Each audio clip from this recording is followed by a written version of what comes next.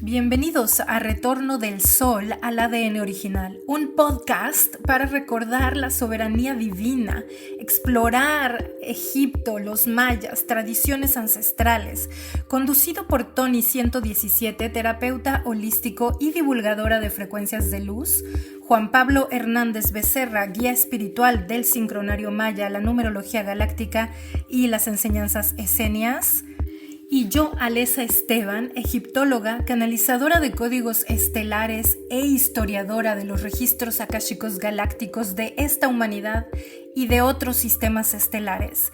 Aquí los tres conectaremos con altas frecuencias y principios energéticos en un recorrido por la información espiritual actual para integrarla, darle orden, intención y activación en el presente. Gracias por acompañarnos. Hola, queridos y amabilísimos navegantes estelares. Pues, ¿qué tal? ¿Cómo van lo de Halloween? ¿Qué tal les fue con nuestro episodio anterior? Me imagino que no pudieron dormir. Pues ahora venimos un poco más brujitos. ¿Cómo ven? Yo creo que dentro de cada uno de nosotros tenemos a ese ADN de brujita, ese ADN de hechicero, ese ADN de mago, porque yo creo que en otras vidas todos tuvimos ese pequeño ADN que nos ha hecho ser un fractal, nos ha llevado a poder mitificar. Hemos sido perseguidos, hemos sido quemados algunos de nosotros y como si no entendimos, todavía dijimos, no, yo me ofrezco y ahora vuelvo a bajar. Entonces, para poder hablar de todo así a lo grande, dos cosas. Una, agradecerles su preferencia, o sea, es como que un gusto para nuestros corazones que nuestras voces, nuestras palabras estén haciendo eco en ustedes, porque lo que queremos es precisamente eso, ¿no? Como ven aquí atrás, tengo el cosmos y la idea es llegar mucho más allá, ¿no? Irnos todos en la hipernave galáctica que estamos preparando para llegar a la fuente. ¿Y cómo ves, Alesa? Gracias, Tony, gracias, Juanpa, ¿cómo están hoy? Yo aquí muy aficionada de, de la historia. ¿Cómo estás, Juanpa? ¿Todo Muy bien bien, feliz y contigo? agradecido por el gran tema de hoy y por la gran investigación que te diste la tarea de hacer para esta entrega. Bueno, no sé si fue una gran investigación, pero algo, porque soy fanática de ir al origen, a la historia, a encontrar esos vestigios de dónde vienen las cosas. O sea, soy como Ujú. muy hago este esfuerzo de, y bueno, es que me interesa, ¿no? No es tanto el esfuerzo, sino que me interesa mucho ir al fondo de las cosas.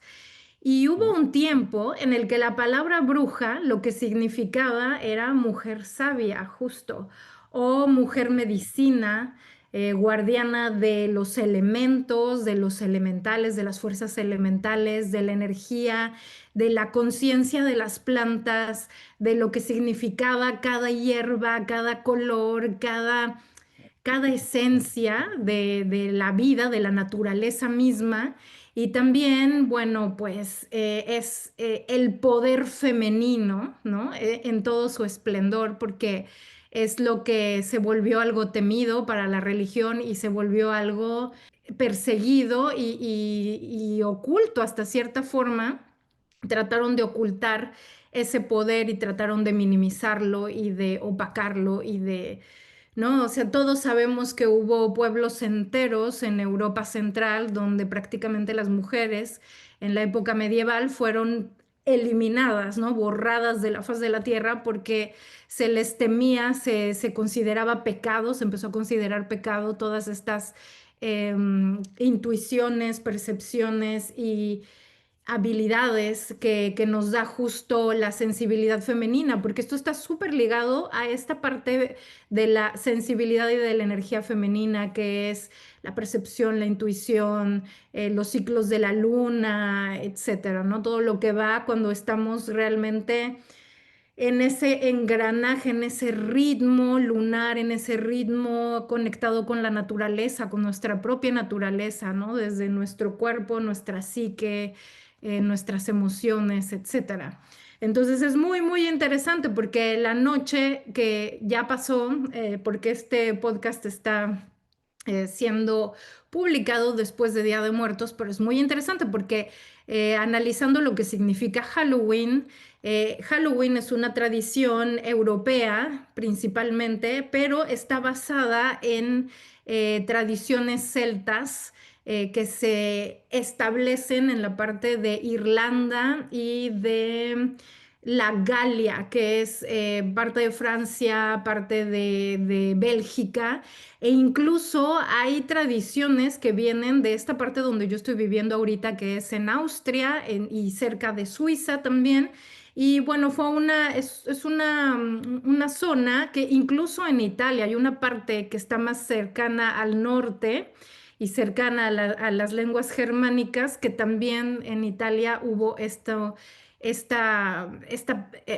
asentamientos celtas o esta cultura celta, porque los celta no es una religión, es una cultura y se transmitió y se expandió por Irlanda principalmente, pero o sea, fue una gran influencia que vino de lo galo, que se instaura en Irlanda, pero viene de muchos, o sea, se expande por muchos lugares, ¿no? Pero centralmente Europa. La noche de Halloween es una festividad conocida como el Año Nuevo Celta, en donde se llama Samhain o Samhain, o sea, depende de el lenguaje, ¿no? Si es de Galia o si es más británico, pero es como lo pronuncian ellos, Samhain.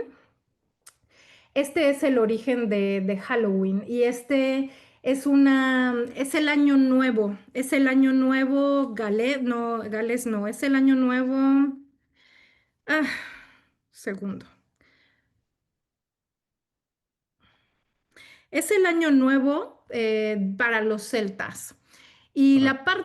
la parte donde centramos más como el ocultismo vendría a ser los druidas. Ahora, Oh, voy paso a paso. Según lo que preparé, según lo que estuve estudiando, que no soy experta en este tema, pero más o menos lo que fui preparando fue lo siguiente. Según en esta parte de Francia, que es donde empieza toda esta cultura celta y empiezan a influir en Irlanda, cuando llegan ahí y descubren estos hermosísimos paisajes que hay en Irlanda y todos estos, cómo estaba decorado, cómo había estas grandes piedras y estas montañas y estos horizontes y estos atardeceres fantásticos que empezaron a decir que este era el lugar de los portales hacia las deidades que concluyen y conforman la mitología celta. Y entonces allí tenemos a toda una cultura que se empieza a expandir y empieza a crecer pensando en que estos lugares son portales y son lugares de transmutación y de conexión directa con estos grandes seres. Y también de ahí viene esta noche de Halloween, porque lo que están haciendo es celebrar el año nuevo porque están diciéndole adiós al verano. Lo que tenemos aquí en cuenta es que esta noche es una noche liminal porque está entre la conciencia y la inconsciencia. Es cuando los velos de la sabiduría y entre mundos se empiezan a vislumbrar y empiezan a hacerse más delgados. Es como si el velo de la conciencia se recorriera y entonces pudiéramos conectar mucho más fácilmente con otras dimensiones, con el bajo astral o con otros aspectos astrales multidimensionales de la realidad. Y esto permite el intercambio de conciencias, es decir, tanto estos seres que podrían ser, no todos seres de luz, pueden venir del más allá y de este mundo podemos conectar más fácilmente con ese más allá. Entonces había un intercambio de entidades que muchas veces podrían ser los que murieron, los que fallecieron, ¿no? Y que nos oh, vienen a visitar otros momentos podría ser, no sé, como demonios o como otro tipo Ujú. de entidades, ¿no? Entonces, en esta noche, cuando estos velos se vuelven súper finitos y hay este intercambio, la gente de las poblaciones temían que algunos de estos seres fueran no muy bien intencionados, porque es una noche que es la más oscura del año y se celebraba el 31 de octubre para el día 1 de noviembre. Es una noche muy oscura porque justamente es cuando ya se está celebrando el inicio del invierno y cada vez, mientras más nos acercamos al invierno profundo, la noche se va haciendo más larga. Y lo mismo pasa en el verano, ¿no? Que los días son más largos, cuando hay sol es más el tiempo que permanece, porque eso es precisamente esta ciclicidad del planeta en el que estamos. Entonces, en invierno las noches se hacen más largas y por lo mismo es como mucho más oscuro el tiempo, o sea, se alarga el tiempo de oscuridad. Sobre todo quienes vivimos en Europa nos damos cuenta de esto, ¿no? Porque en México no es tan marcado este cambio de temporada, pero en Europa los cambios de temporada son realmente marcados. Cuando es invierno, de verdad, oscurece a las 4 de la tarde, 3 de la tarde, ¿no? Que para México es pleno día, es mediodía, ¿no? Entonces hay Ujú. una gran diferencia en este aspecto.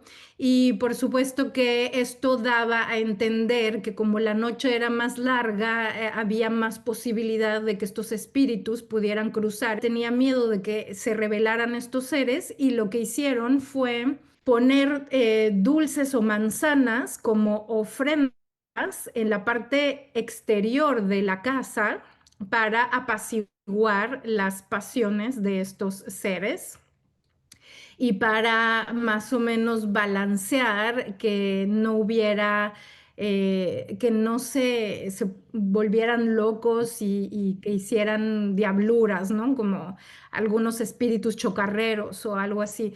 Entonces, esto ocasiona que la gente se empiece a disfrazar o a poner una sábana encima para robarse los dulces y las manzanas. Y de ahí viene esta tradición de trick or treat, que es o me das un dulce o te hago o te vandalizo la casa, ¿no? Entonces, lo que hacían era, bueno, entregar estas ofrendas. Y también hacían hogueras en distintas partes de la ciudad, de los bosques, sobre todo en los bosques, hacían grandes hogueras y esto era el fuego sagrado que al mismo tiempo iluminaba parte de esta noche oscura y generaba un aura un poco más de, ok, esto es un fuego mágico, es como un portal que nos sostiene y dentro de sus hogares apagaban el fuego que siempre estaba quemándose porque era el año nuevo, entonces era, apagamos este fuego, hacemos las hogueras y al día siguiente, que es el año nuevo, se vuelve a prender el fuego nuevo y esto iba a durar todo el año. Entonces, para llevarse a su casa, aparte de este fuego sagrado de las hogueras, agarraban vegetales o calabazas, le quitaban el relleno, las hacían los hoyitos de los ojos y metían ahí estos fuegos, ¿no? O sea, esta luz, las usaban de linterna para llevar esta imagen a su casa. Por eso, o esta luz, pequeña luz a su casa, ¿no? En el trayecto. Y por eso tenemos también esta coincidencia de adornar todo con las calabazas y con ¿no? Que les cortamos los ojos de triangulito y todo esto. Todo esto viene de ahí, de este ritual de Año Nuevo. Y el día siguiente era el Año Nuevo, ¿no? Finalmente.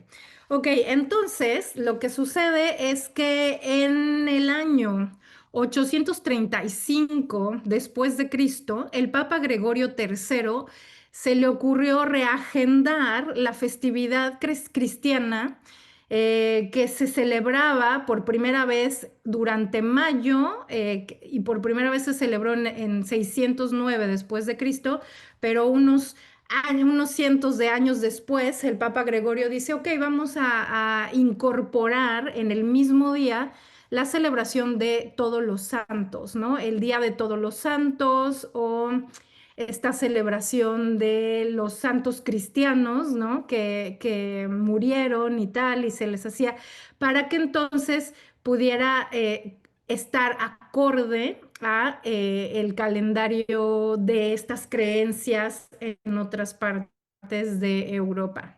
Y por eso se hace esta celebración de el Día de Todos los Santos.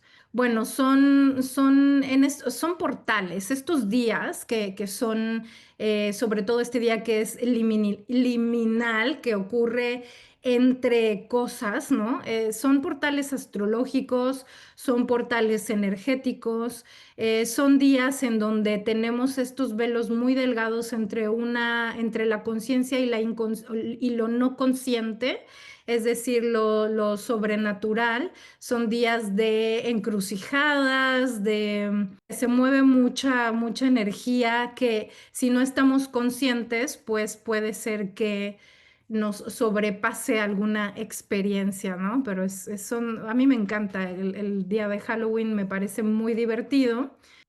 Claro que sí, Alessa. Bueno, con mil cosas que se me venían a la mente por todo lo que dijiste desde el principio, empezaste con la etimología de brujas.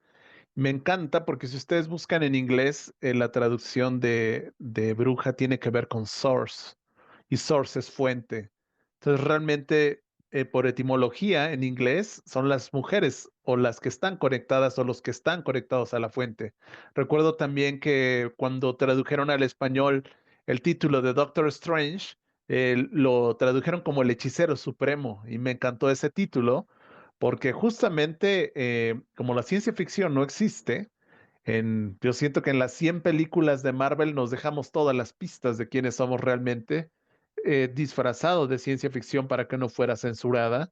Pero sí esta idea de la etimología también de hechicería, que viene de encantamientos, es algo que se utilizaba en Egipto y algo que se hacía con Isis y que su pronunciación como oráculos, como sacerdotes, era realmente unas llaves que justamente nos hacían conectar con otro tipo de densidades más sutiles, ese velo fino que tú hablas, esa membrana que se acorta, también me hace recordar a Avalon, porque se dice que en Avalon esta membrana es muy delgada y la interconexión con las densidades, con las dimensiones es más sutil y todos esos reinos. También me hiciste recordar a Merlín, que justamente ayer hice una entrega de numerología en un canal donde hablaba de Saint Germain y Saint Germain en una de sus vidas fue Sir Francis Bacon y también Voltaire da testimonio de que lo conoció. Él vivió 200 años en ese cuerpo, pero siempre viéndose de 45,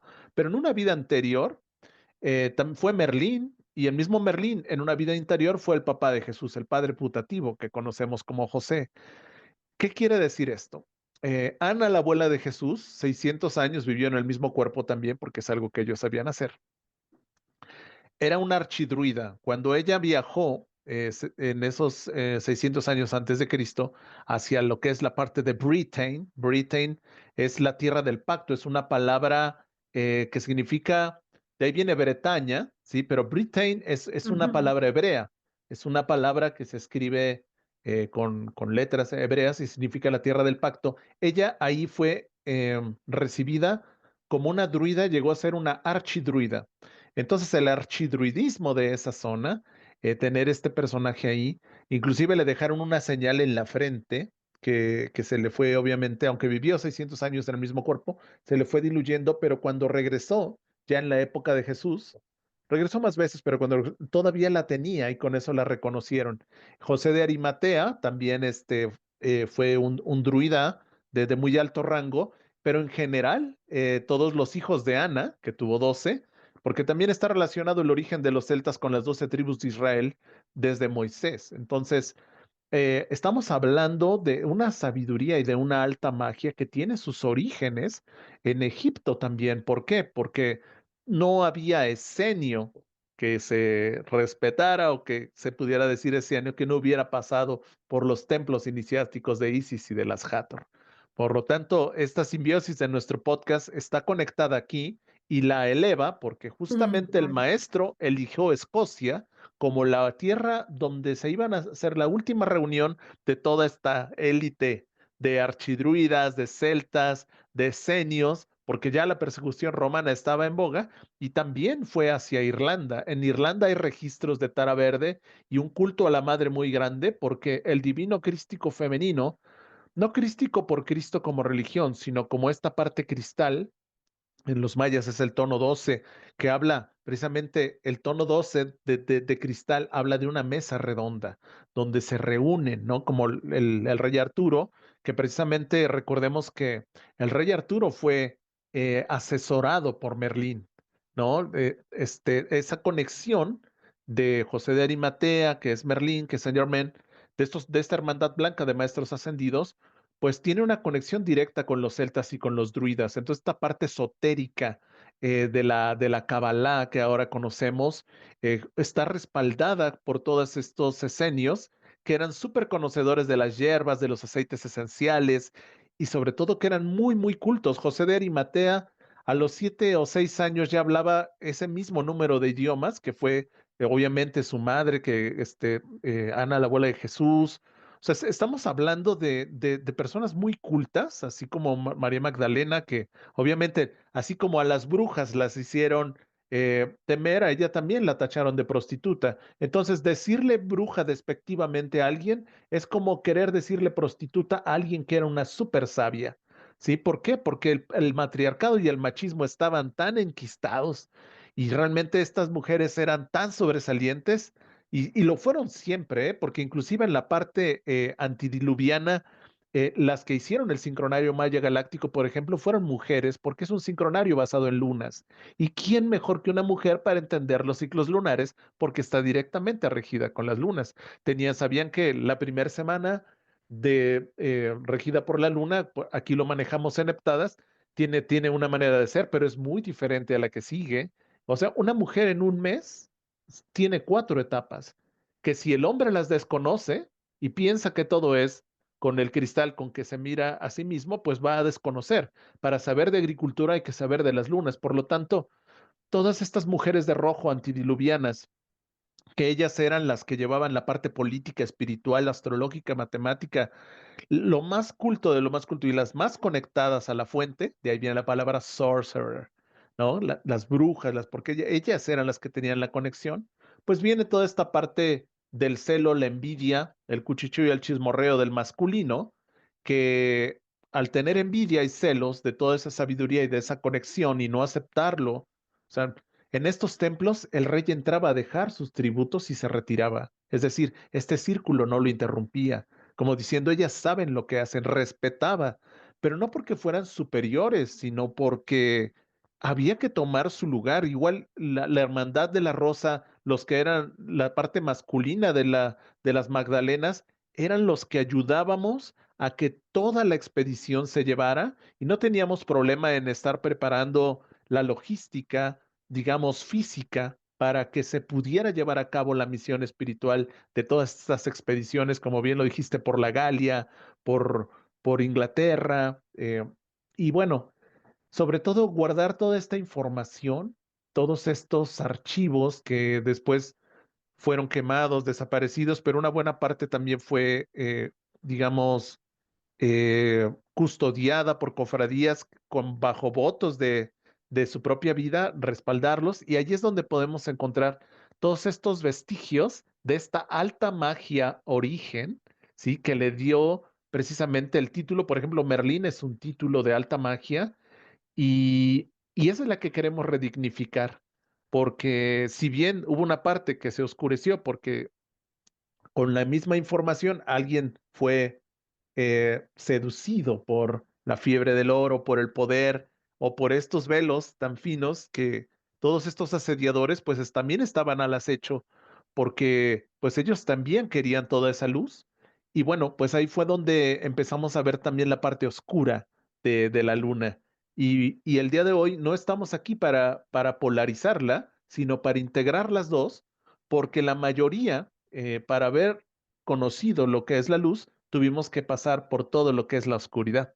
Por lo tanto, solo si conoces la alta magia de la oscuridad, puedes saber la diferencia entre la alta magia de la luz, porque ya ya la hiciste carne en alguna vida y que ahorita podemos estar redimiendo de todo eso que hicimos, pero no es algo que nos debería de asustar, sino al contrario, debería de darle su justo lugar y gratitud para que podamos hablar desde una posición neutra de estas dos energías que convergen en esa noche y que bueno, que sí podrían haber interferencias, pero no es algo para temer, sino es algo para redignificar y para valorar y para darle su justa cabida. Fantástico, por supuesto que somos los herederos de las sacerdotisas atlantes y egipcias y por supuesto viene desde mucho antes, ¿no? Desde mucho atrás, mucho más atrás, toda esta información que fue perseguida desde, pues desde el pueblo romano, desde, es que no fue el pueblo romano, pero sí fueron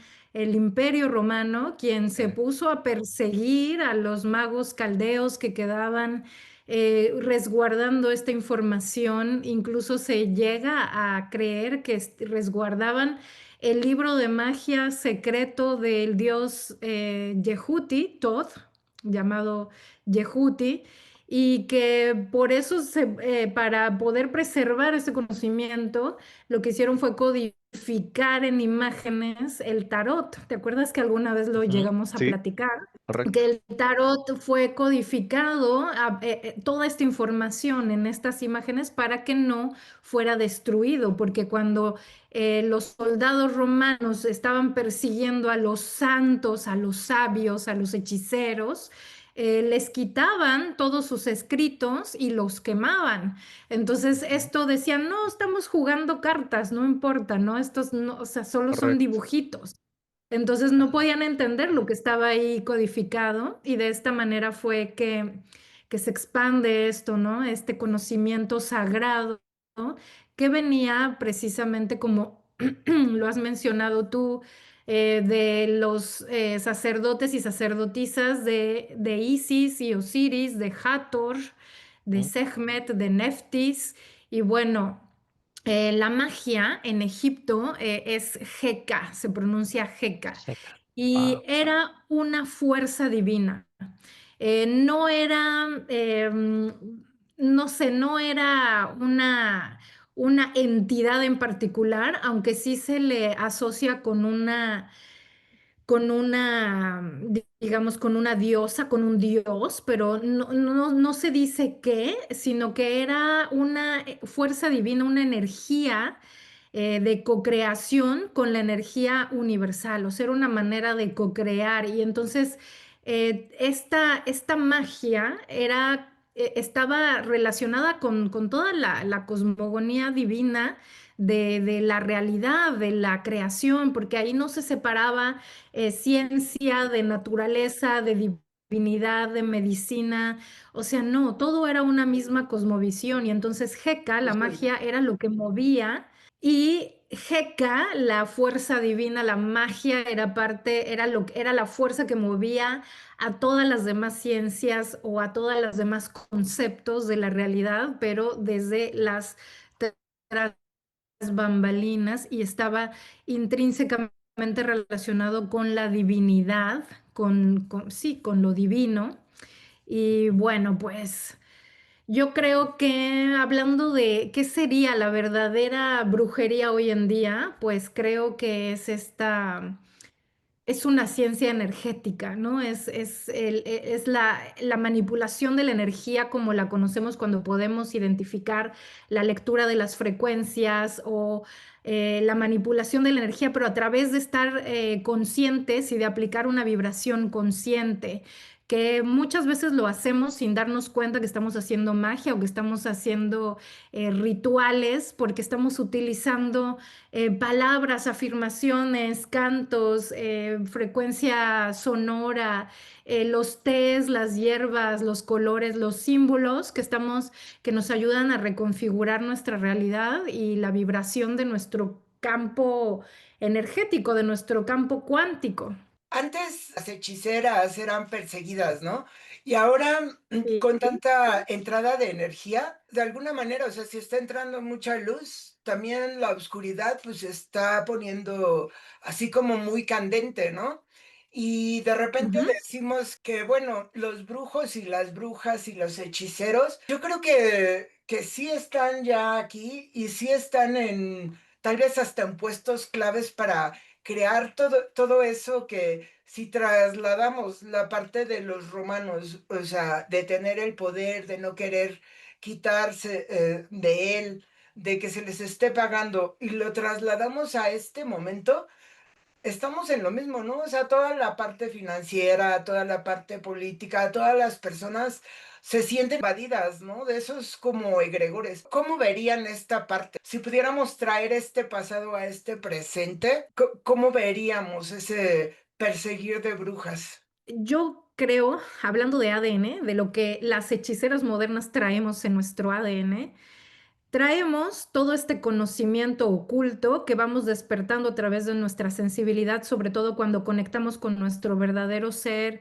y con nuestras memorias ancestrales y conectamos con con todo este linaje femenino y también linaje masculino, porque digo, en ambos hay ambos principios energéticos, femenino, masculino.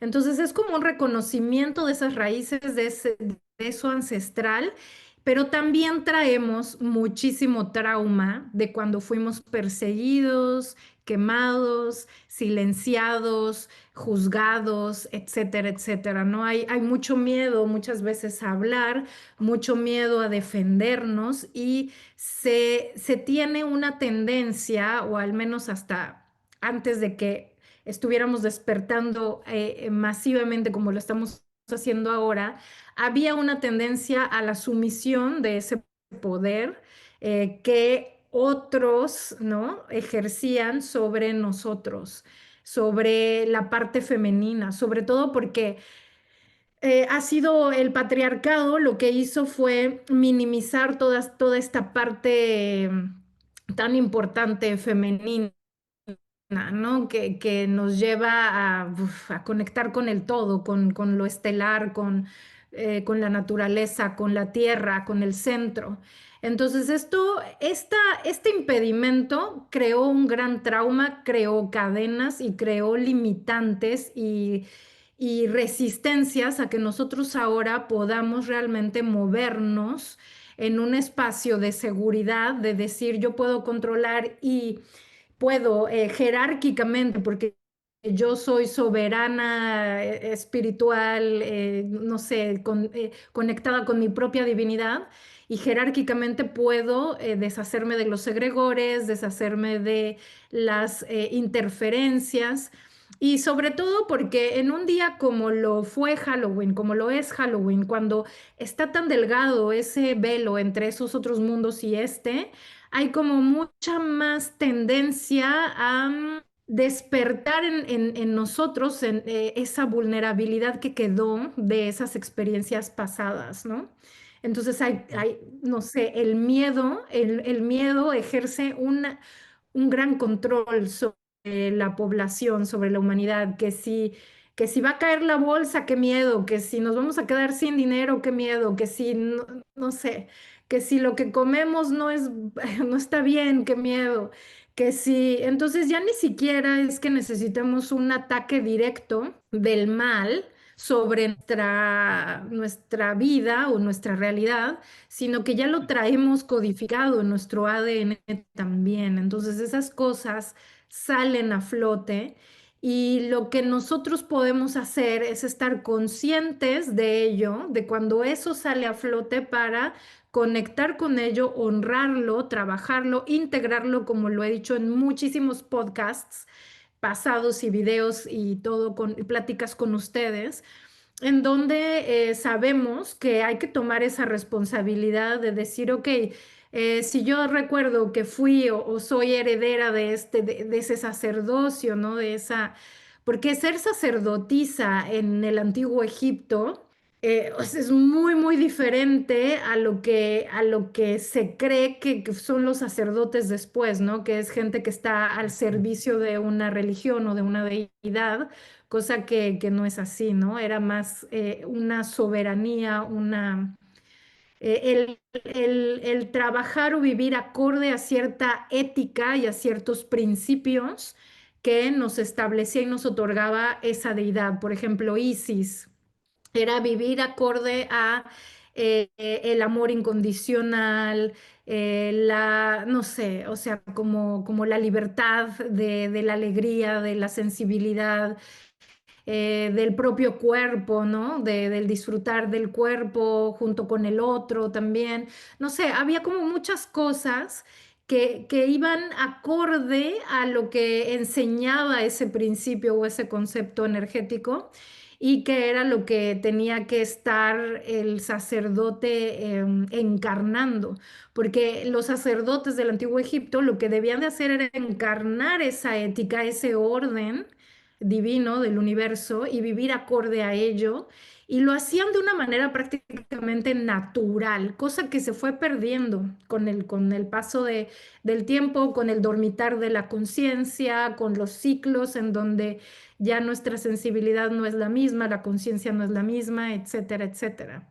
Entonces yo creo que los egregores, por ejemplo, es algo muy moderno, es algo que se da a partir de la inconsciencia y la desconexión o la ignorancia de nuestro origen, de nuestro ADN, de la información que tenemos allí, de cómo trabajar en directo con los códigos estelares, con, no sé, con esas herencias, ¿no? Porque venimos de ahí, somos esos hechiceros, esas hechiceras que heredamos este conocimiento, que lo estamos despertando una vez más y que tenemos la responsabilidad de instaurar y restaurar ese orden, ese equilibrio entre lo masculino y lo femenino, no dándole tanto poder pues, a los ataques, ¿no? O a esas cosas a las que te referías, Tony. De hecho, cósmicamente, nosotros sabemos que el asedio espiritual viene de la cuarta dimensión, donde está este porcentaje negativizado de seres que ya estaban en este planeta, pero que, bueno, nosotros llegamos con otro plan adámico de este humano cósmico, y pues bueno, se salió de control y el asunto era lograr un equilibrio entre la luz y la oscuridad, pero al haberse elevado el porcentaje de negativización, pues había que tomar un plan. Pero el regente de este sector galáctico dijo, no, pero yo no los voy a matar porque sería caer en lo mismo de lo que yo me estoy quejando, ¿no? Pues si a mí me destruyeron a todas mis razas de luz en el Lira, en Orión, y yo respondo matando, va a ser incongruente. Y entonces de más arriba en la administración dijeron, bueno, ok, tú no lo hagas, déjanoslo a nosotros, no los vamos a aniquilar, pero sí vamos a estabilizar el equilibrio entre la luz y la fuerza. Entonces, el día de hoy el hablar de la luz y de la fuerza de los magos es reconocer que está dentro de nosotros y que eso es lo que le da un valor para ver qué vamos a elegir ahora, ¿sí? Sabiendo que podemos trabajar tanto para la luz como para la oscuridad, porque nadie estamos exentos, pero también es bueno recordar que sí hay una persecución, así como los romanos perseguían y acabaron y exterminaron.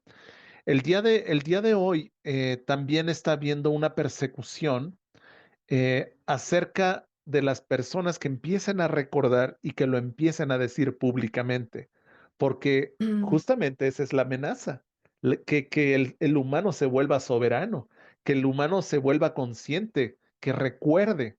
¿Por qué? Porque entonces ya no somos presa de estas razas asediadoras que se alimentan, como en la película de Monster Inc., de el temor, ¿sí?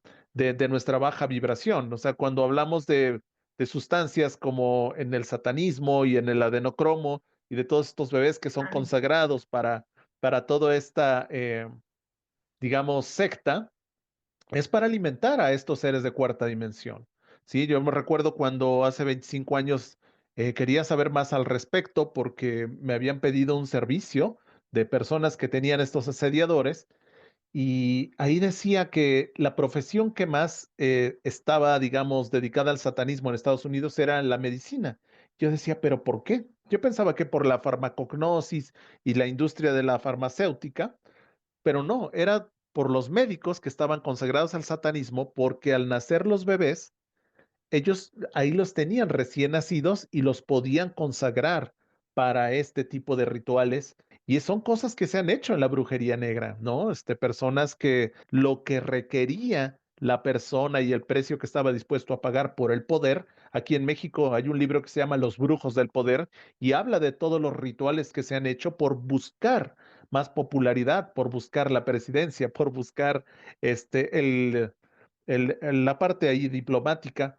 Pero esto que también se ha desvirtuado en la santería oscura, ¿sí? Las personas sacrifican palomitas, animalitos y cada vez animales más grandes hasta llegar a humanos para hacer estos favores, porque alimentan ese bajo astral.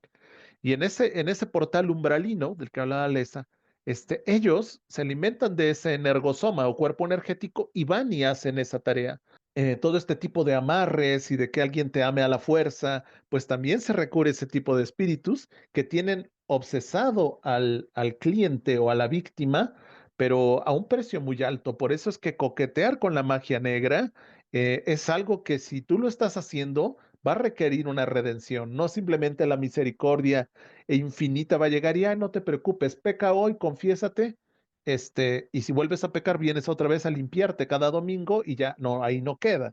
Hay unas leyes, como lo muestra el Kybalión de causa y efecto, donde precisamente se tiene que redimir si hemos hecho estas prácticas en otra vida. De hecho, lo más seguro es que nosotros hayamos estado redimiendo, no en esta, sino en anteriores, o a partir de esta, pues todo lo que coqueteamos con ese lado oscuro de la luna, no por juicio, pues recordemos que esto es una obra de teatro, pero que sí va en contra de la vida y de los principios universales del respeto y la cosmoética y a favor de la vida. Por lo tanto, por ejemplo, hablamos de la Ouija. La Ouija es como la radiestesia, es una tabla neutral que ha sido también utilizada para el temor, pero que yo recuerdo que cuando era niño la vendían como un juguete, inclusive en la librería familiar y en el negocio familiar, cuando vendían juguetes, la Ouija vendía como un juguete. O sea, ni siquiera lo ponían como ahora, como algo más brujeril o más oscuro.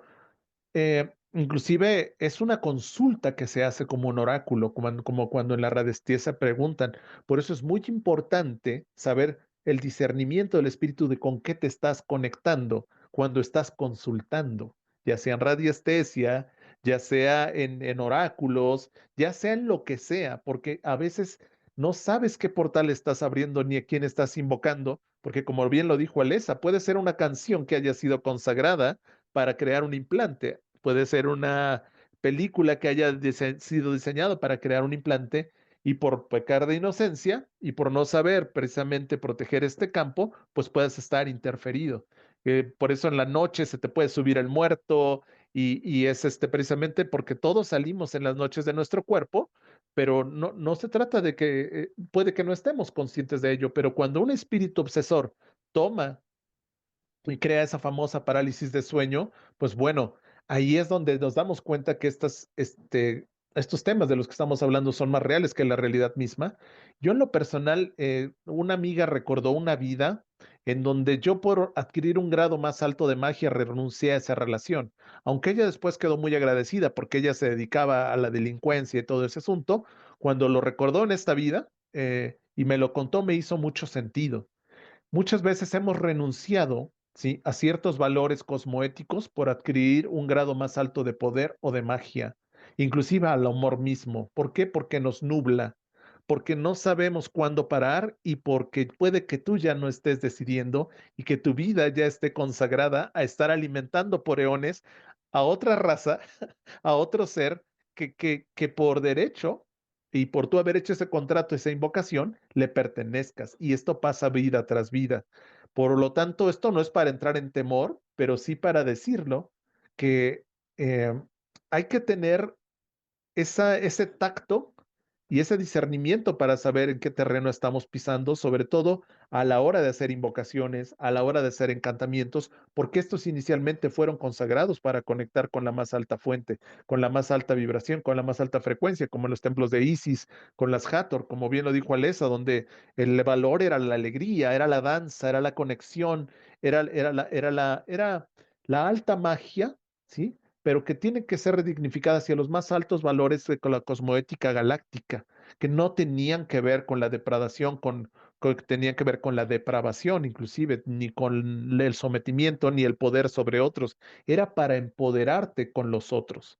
Esto estamos hablando de una época de oro de la humanidad, que precisamente pues tuvo su decadencia y nos autodestruimos, pero ahora la propuesta de este podcast es de que lo estamos logrando, ¿no? Me recuerda a la multidimensionalidad femenina, que es como esta capacidad de moverte entre dimensiones, porque, bueno, o sea, o sea, a mí me gustaría, está muy bien traer toda esta parte de la oscuridad, de la magia negra y de la relación que hay entre las brujas y el satanismo, que en realidad pues es una, pero me gustaría como que centrarme más en el poder que tienen o que tenemos las hechiceras modernas, ¿no? Porque no tiene nada que ver con la religión, con lo religioso, porque justamente la religión es quien ha distorsionado todas estas historias, todas estas áreas del paganismo, porque la religión, el cristianismo considera pagano y considera satánico a toda práctica que no tenga que ver con el cristianismo mismo. Entonces Correcto. ahí va a entrar todo, ¿no? O sea, todo en el mismo costal. Y Ujú, realmente, pues, todas estas historias vienen de culturas diferentes, el de los griegos, de los romanos, de los celtas, que hablan de todas estas deidades diferentes que muchas veces tenían contacto con el inframundo, que son, o el Egipto mismo, ¿no? Que tiene Anubis, que va al inframundo y regresa. Y lo mismo pasa con otras brujas como Hécate o como hay una que se llama Epona, me parece también que también tiene estos poderes de ir al inframundo y regresar. Entonces, por ejemplo, Satán jamás en la vida ha sido una deidad o un ser que tenga que ver con el inframundo. Él no gobierna el inframundo.